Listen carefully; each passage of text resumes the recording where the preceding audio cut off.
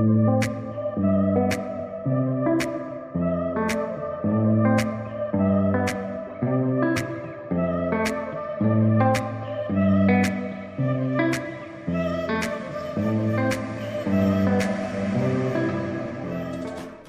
Everyone, welcome back to my channel. कसे आहात तुम्ही सगळे? तर सध्या आहे ना, मला काय झालं आहे असं वाटतं आहे की सकाळ सुरू झाली ना की काहीतरी काम आहे जे पेंडिंग ते आवरून झालं पाहिजे. मागच्या व्लॉगमध्ये मी तुमच्यासोबत माझं किचनचे जे म्हणजे खिडकी वगैरे होती आणि बरंच काही असं क्लिनिंगचं मी तुमच्यासोबत शेअर केलेलं होतं. आणि आता वेळ आहे ट्रॉल्यांची. मी पूर्ण ट्रॉल्या तर नाही, कारण सकाळी आता माझ्याकडे थोडासा वेळ आहे, म्हणून विचार करते की इथे जी अस्ताव्यस्त पडलेली जी माझी ट्रॉली आहे, जी नेहमी यूज होते, कारण ती प्रत्येक वेळा ओपन करून त्यातून काही ना काही सामान पाहिजे असतो, तर मी त्याला फक्त आता डिसाईड केलं की जस्ट 10 मिनटाच्या आतनं पटापट हिला थोडं आवरून घेऊया.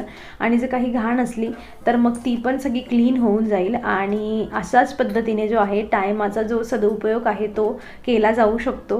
आणि अजून माझी अंघोळ वगैरे बाकी आहे. आणि म्हणजे त्या वेळामध्ये जेव्हा मला आता वेळ मिळतो आहे ना, तर मी आता म्हणजे जास्तीत जास्त प्रयत्न करत असते की माझे कामं झाले पाहिजे आणि घर जास्तीत जास्त ऑर्गनाईज झालं पाहिजे. आणि जस्ट 10 मिनटाचे इथे बसल्या बसल्या एफर्ट्स घेऊन मी अगदी म्हणजे न वागता मी चेअर घेऊन आलेली पियाची आणि मस्त आरामात बसून मी इथे माझं काम केलेलं आहे. म्हणजे मला थकवाही जाणवणार नाही, कारण आपले कामांना कशा पद्धतीने आपण इझी करू शकतो हे आपल्यावरच असतं. आणि मी नेहमी तुमच्यासोबत याच्यासाठी काही ना काही टिप्स शेअर करत असते, जसं की इथे की का म्हणून उभं राहून सगळं क्लीन करायचं, बसूनही करू शकतो. ऑप्शन्स आहेत, घरात चेअर्स असतात, पण आपण त्या कधी घेत नाही. सो नेक्स्ट टाईम असं काही करताना तुम्ही चेअर घेऊन या आणि बसून आरामात करा.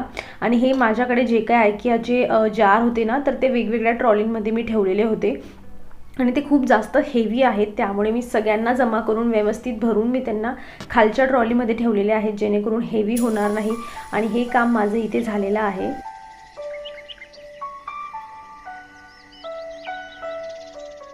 आणि मी व्हिडिओ बनवायला डायरेक्ट दुपारी सुरुवात केली, म्हणजे 11 वाजता. आणि इथे मी आज आमचा प्लॅन आहे बट्टी बनवायचा. आणि प्रत्येक जे खानदेशी लोक आहेत, जर तुम्ही कोणी सबस्क्रायबर असाल फ्रॉम खानदेश, तर मला नक्की कमेंट करा की आम्ही आहोत म्हणून. तर त्यांच्या घरामध्ये ॲटलिस्ट कमीत कमी महिन्यातून 2 वेळा तरी डाळ आणि बट्टी हा जो प्रोग्राम असतो हा होतच. आणि त्याच्यासोबत असते मस्त वांग्याची भाजी. माझ्याकडे वांगे तर नाही आहे, पण मी बट्टीसोबत दुसरं काहीतरी बनवणार आहे. त्यासाठी माझं पीठ इथे भिजवून झालेलं आहे. आणि पिठामध्ये जे काही तुम्ही जसं काही धणे आणि ओवा, अजून बडीशेप, ह्या ज्या गोष्टी असतात ह्या सगळ्या घेऊन थोड्या क्रश करून घ्यायच्या आहे. आणि बट्टीचं एक पीठ असतं, म्हणजे गव्हाचंच पीठ असतं, पण थोडं जाडसर असतं, तर ते टाकून मीठ वगैरे टाकून आणि तेलाचं मोहन देऊन छान त्याला असं कडक असं भिजवून घ्यायचं आहे. आणि इथे बघू शकता तुम्ही, मी तेवढा पिठाचे फक्त 4 गोळे करणार आहे. आणि त्या गोळ्यांना जस्ट असं जे आहे थोडं जे आहे त्यांना पतलं करून घेणार आहे. तसं तर वेगवेगळ्या पद्धतीने होत असते, कोणी लाटूनही करत असतं, म्हणजे त्याला लेयर्स येतात, पण मी जस्ट असंच करते कारण ती छान फुलते, क्रिस्पी पण असते. आणि मी जस्ट यांना फक्त अशा पद्धतीने हाताने त्यांना जो आहे गोळा पसरवून घेत आहे. आणि खूप टेस्टी अशी ही रेसिपी आहे, जी दाल बाटी म्हणून देखील ओळखली जाते. आणि तिची थोडी वेगळी प्रोसेस असते, पण याची थोडी वेगळी प्रोसेस असते, पण चव मात्र बेसिकली सेमच असते. तर मी काय करते, थोडं तेल इथे मी घालून घेतलेलं आहे आणि अशा पद्धतीने फक्त गोळा बनवून घेते, जेणेकरून मी जेव्हा याला कट करेल तर 1-2 लेअर येतील आणि थोडी खुसखुशीत राहील. ऑलरेडी आपण पीठ भिजवताना यामध्ये तेल घातलं आहे, त्यामुळे ती ऑलरेडी खूप जास्त खुसखुशीत असते. आणि बेकिंग सोडा टाकायची सुद्धा तुम्हाला गरज पडत नाही, एवढी छान अशी येते. फक्त पीठ आपलं जे आहे ना ते छान असं दरदरीत असलं पाहिजे. आणि आज ॲक्च्युली सॅटर्डे आहे, म्हणजे तुम्हाला हा व्हिडिओ सोमवारी मिळणार, पण मी सॅटर्डेला हे सगळं शूट करत आहे. आणि मोस्ट ऑफ आम्ही प्लॅन करत असतो की सॅटर्डे नाही तर संडेला कुठल्या तरी सुट्टीच्या दिवशी वरणबट्टीचा प्लॅन हा करायचा. आणि मी इथे इडलीचं भांडं ठेवलेलं आहे. नसेल तुमच्याकडे जाडी असेल, जाडीची गाळणी वगैरे, तुम्ही तीही ठेवू शकता. आपल्याला हे फक्त वाफवून घ्यायचं आहे. एक तुम्हाला डिटेल रेसिपी पाहिजे असेल तर तुम्ही यूट्यूबवर नक्की सर्च करा, तिथे तुम्हाला पूर्ण डिटेलमध्ये व्हिडिओ जो आहे मिळून जाईल. आणि इथे मी आता याच्या सोबत बनवत आहे, कारण वांगी अवेलेबल नाही आहेत. आणि म्हणून मी इथे जी आहे ना जी भोपळ्याची भाजी असते ती आम्ही इथे बनवतो आहे, गंगाफळ. आणि ते त्याची भाजी आणि डाळ भात यासोबतच आजचा प्लॅन आहे. आणि इथे पियाचे पप्पा मला थोडी हेल्प करत आहे. जर कुणाकडून हेल्प करून घ्यायची असेल ना, तर एक टीप आहे की एखादी भाजी म्हणायची की मला तुमच्या हाताची खूप छान तुम्ही बनवतात, मला खूप आवडते, आणि तो मनुष्याला असं वाटतं की माझी स्तुती होत आहे आणि तो कामं सोडून आपली हेल्प करायला येतो. तर ही ट्रिक आहे, ज्या दिवशी तुम्हाला वाटतं आहे दुसऱ्याच्या हाताचं खायचं आहे त्या दिवशी त्याची थोडीशी स्तुती करून द्या आणि तो व्यक्ती तुमच्यासोबत काम करायला हजर असतो. तर मी इथे तेच केलेलं आहे आणि मी लिटरली ते छान भाजी बनवतात, पण मी इथे त्यांना तारीफ करून त्यांना जे आहे इथे घोलमोल करून जे आहे भाजी बनवायला इथे घेऊन आलेली आहे आणि ते जस्ट भाजी बनवणार आहेत. पण भाजी बनवण्यासोबत गोष्ट अशी असते, ते फक्त हात चालवत असतात, बाकी सगळं कट करून द्या वगैरे जो काही काम आहे ते सगळं मला करावं लागतं. पण असं भाजी माझी तयार झालेली आहे इथे. आणि आजचा जो दिवस आहे म्हणजे पुढचा, त्यामध्ये आम्हाला बरेच जे कामं आहेत ते करून घ्यायचे आहेत, म्हणून आम्ही लवकर जे आहे स्वयंपाकाला सुरुवात केलेली होती आज.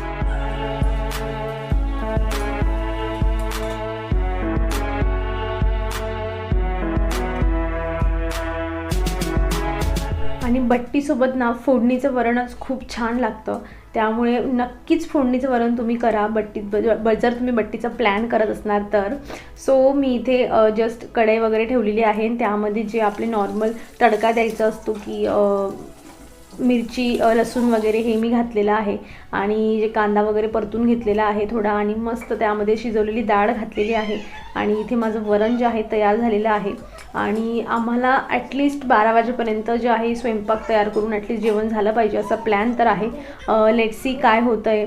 सो माझं जवळजवळ जो स्वयंपाक आहे तो पूर्ण झालेला आहे आणि सकाळी जो थोडासा वेळ होता त्यामध्ये मी काय काम केलं तुमच्यासोबत शेअर केलेलं आहे. आणि मधल्या वेळात तर अजून बरेच कामं होतात, कपडे होतात, घरचं आवरण होतं, तर असे माझे जे कामं होते ते झालेले आहेत. आणि इथे बट्टी झालेली आहे हे चेक करण्याचा हा एक सोपा मार्ग की एक चाकू तुम्ही त्यामध्ये असा जो आहे त्यात डीप करून बघा, जर येताना तो क्लीन आला तर म्हणजे तुमची बट्टी छान शिजलेली आहे.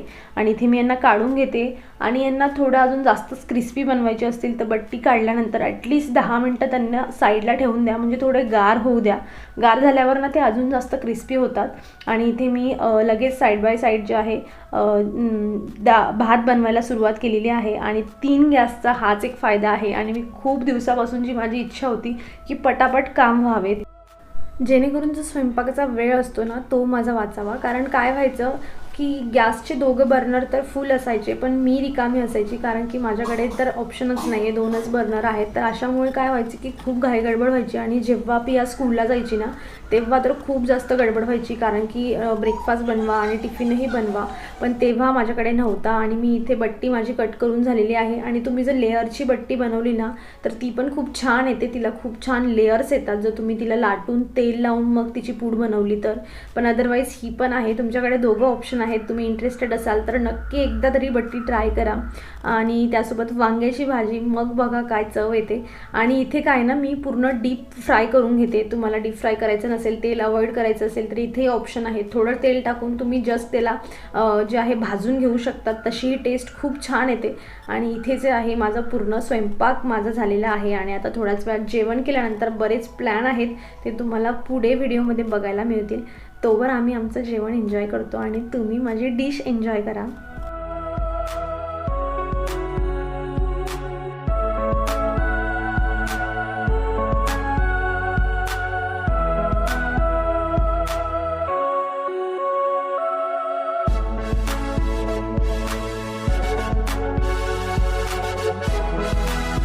ॲक्च्युली तुम्ही हा जो कोपरा बघताय ना, माझ्याकडे थोडा वेळ अजून होता म्हणून मी हे काम करून घेते. तर आमचं बँकेत अपॉइंटमेंट आहे आणि ती 3 वाजेची आहे, त्यामुळे लवकर जाऊन काही उपयोग नाही. सो थोडा वेळ आहे आणि थोडं जेवण केलं आहे म्हणून एनर्जी पण आहे छान. मस्त जेवण झालं की डोकं छान चालतं. सो मी इथे ही जी एक आम्ही शेल्फ ना, जेव्हा आम्ही आधी होतो ना इथे राहायला तेव्हाची शेल्फ आम्ही इथे क्रिएट केलेली होती DIY घरच्या घरी. जे अँगल्स आहेत ते आणून आणि एक पाटी असते आपली ते वगैरे त्याला सनमायका वगैरे घरच्या घरी लावून हे आम्ही क्रिएट केलं होतं. आणि जेव्हापासून आम्ही इथे आलो ना तर त्या ज्या काही 2-4 फ्रेम होत्या त्या अशा पद्धतीने तिथे ठेवून तसाच कचरा जमा होता आणि ती म्हणजे जी शेल्फ होती ती क्लीनसुद्धा केलेली नव्हती. सो मी आज डिसाईड केलं की काही ना काही इथे वेगळा लुक देऊयात, कारण की ही शेल्फ डायरेक्ट बेडच्या समोरून आहे, म्हणजे बेडवर बसलं की डायरेक्ट ही दिसते. सो एक नवीन लुक येईल घराला. अशा बऱ्याच गोष्टी चेंज करायच्या आहेत, पण मी तुम्हाला म्हणली आहे की काहीतरी प्रॉब्लेम असल्यामुळे सगळ्या गोष्टी आता स्थगित झालेल्या आहेत. कधी होतील काही माहीत नाही आहे, पण लवकरच सगळ्या जे स्वप्न बघून इथे आलेले होते मी ते नक्की पूर्ण करणार.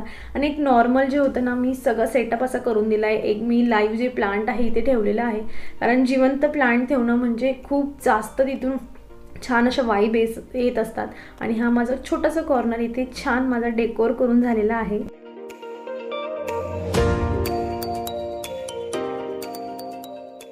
माझं ते शेल्फचं काम झाल्यावर आम्ही लगेच तयारी करून बँकेत निघालो आणि रिटर्न येताना आम्हाला इथे हे आईस ॲपलचं दिसलं.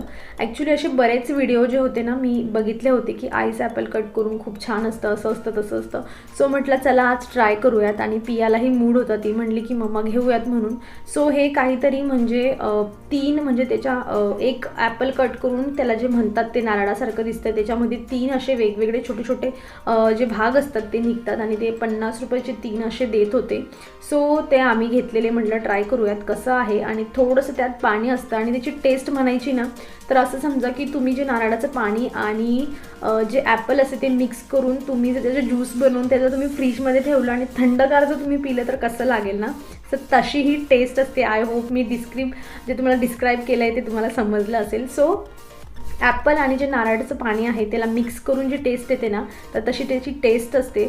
हेल्थ बेनिफिट काय आहेत मला एवढं माहीत नाही अजून, पण आम्ही ट्राय करणार आहोत घरी जाऊन. सो टेस्ट त्याची अशी आहे. आणि त्यानंतर रस्त्यातनं आम्हाला जाताना हे एक मंदिर दिसलं जे आधी नव्हतं. सो आम्ही म्हटलं वेळ आहे, छान सायंकाळ झालेली आहे, सो इथे जरा वेळ स्पेंड करूया.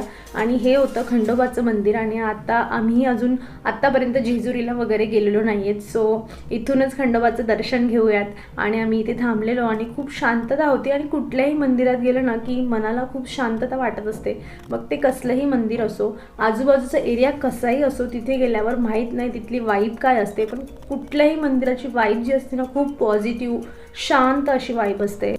आणि सुट्टीचा दिवस होता महत्त्वाचं म्हणजे, त्यामुळे सायंकाळी घरी लेट गेलं किंवा उशिरा झोपल्याचा काहीही प्रॉब्लेम नव्हता. त्यामुळे आम्ही शांत इथे खूप वेळ थांबलेलो.